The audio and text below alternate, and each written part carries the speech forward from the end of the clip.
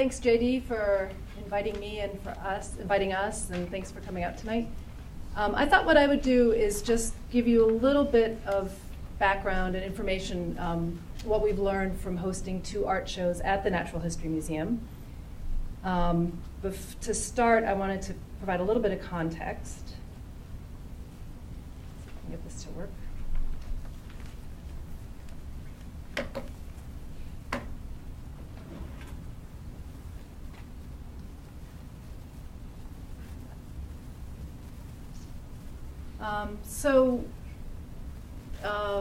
I guess the intersection of art and science is actually very kind of a natural for a natural history museum. There's illustration, scientific illustration, there's photography. For exhibits, we use models, sculptures, dioramas, other artistic expressions.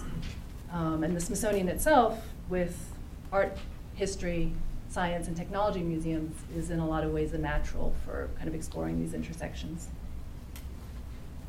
The Smithsonian actually did do a study, the Office of Policy and Analysis, and they looked at kind of what has been done around the institution. The report said that the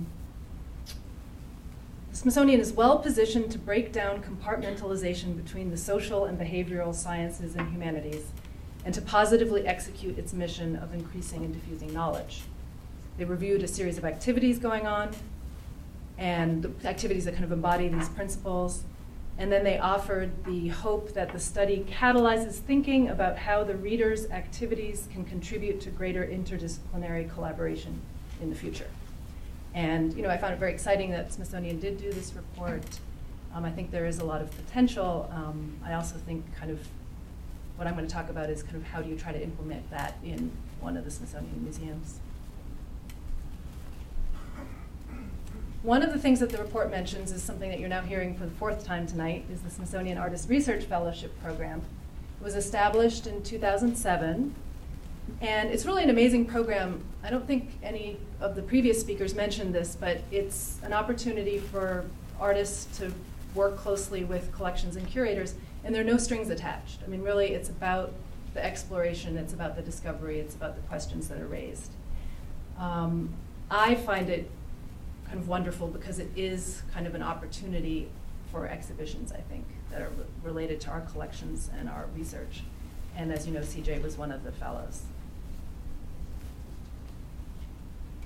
So really the main thing I wanted to talk about tonight is kind of as chief of temporary exhibitions, I respond to and I generate ideas and proposals for exhibitions. And I have a personal soft spot for exhibitions that integrate art and science.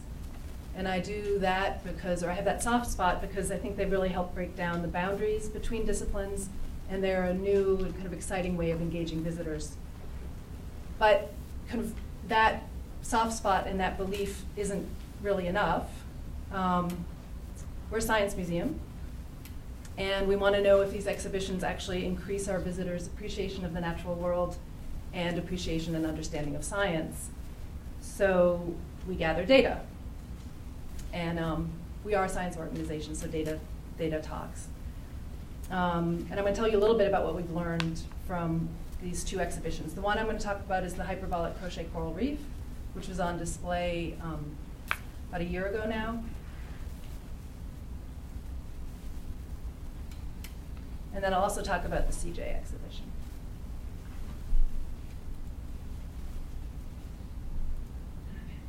So back to the Hyperbolic Crochet Coral Reef. Some of you may have heard about this at a previous DASER, but it's kind of a combination of Euclidean math, crochet, community, and kind of coral conservation ecology. And it was started by Margaret and Christine Wertheim at the Institute for Figuring in LA. One of the things that was very appealing to us is that it's a community-based project. And for our installation, over 800 people contributed pieces to what you're looking at, which is a shot of the Smithsonian Community Reef installed as part of the exhibition. And this was also on display in the Sant Ocean Hall. So from data we collected, we interviewed visitors the months of January and February 2011, which was a couple of months before it closed. And one of the things we wanted to know is, does an installation like this encourage more visitors to come into the space and to spend a longer time in that temporary gallery? And the numbers were positive. There was a 10% increase of visitors to the gallery and a 14% increase of the time, or percentage of their total visit time that visitors spent in the gallery. We also wanted to know what visitors' reactions were, and they actually gave the exhibition incredibly high ratings, 60% superior ratings on a scale of 1 to 5, and 23 excellence ratings, or 23% excellence. And this is the highest percentage of superior ratings for any Smithsonian exhibition that's been kind of evaluated or studied since 2004.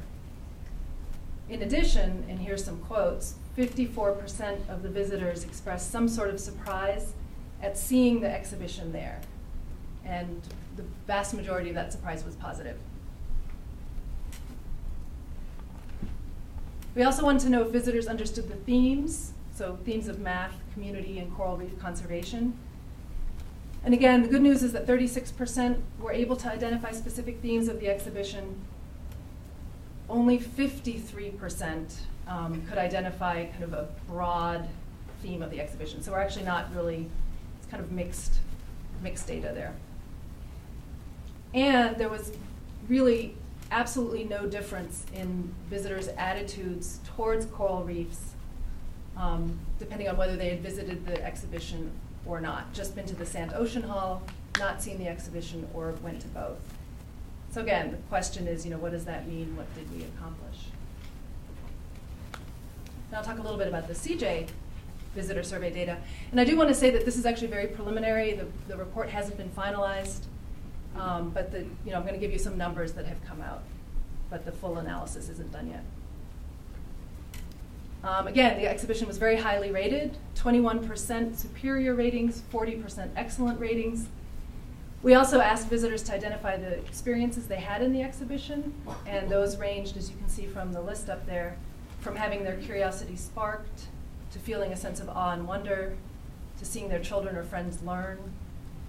I noticed, CJ, you mentioned that you found, we're talking about something being very relaxing, looking at one of the bioluminescent fish. And 31% felt relaxed in the exhibition. So it's a nice, you conveyed that, you communicated that nicely.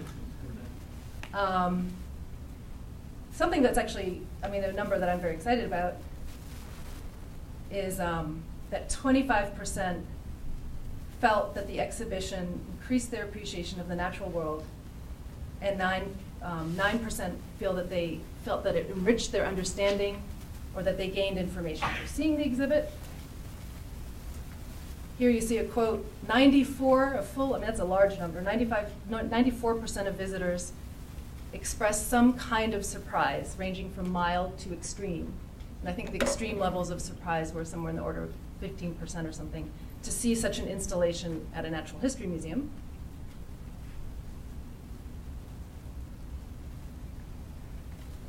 And then 26% said that they better understood the concept of bioluminescence as a result of seeing the exhibition.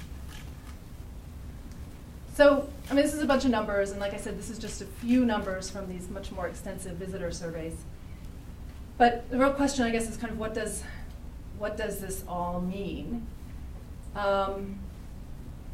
Which exhibit was more successful? How can I use these numbers to actually justify having these exhibitions in a science museum? Because it really is, a stretch, and there's a lot of internal convincing that has to go on. I personally, I feel in my bones that it's important to have these kinds of exhibitions. And if you look at this quote, I think this person says exactly what I would want a visitor to say. So, others agree. But I think really kind of, I guess what I'm getting at, and there's no, I don't have any answers at this point, but really figuring out what questions to ask, what information to get, how to talk about these exhibitions and their impacts in a way that kind of helps us move forward and sustain and build a program is what I'm working on. Fortunately, I have the help of a brilliant and dedicated group of art curators. They're part of a committee that I established to help with this process. And in interest of full disclosure, JD is on the committee. And Charles Chen, do you want to just stand up? Or raise your hand? He's part of the committee as well. And with working with this committee, we're kind of seeking out other exhibitions that also, explore the intersection of art and science, working on kind of how best to communicate the benefits of these exhibitions to science museums, and particularly the Natural History Museum, and then seeking support for kind of really we'd like to build a more comprehensive approach to having these exhibitions at the museum. One visitor to the Bright Beneath exhibition, when asked whether the exhibit made her think differently about science, said, "Well, it certainly opens the door." And that's what we hope we've been doing. Thanks.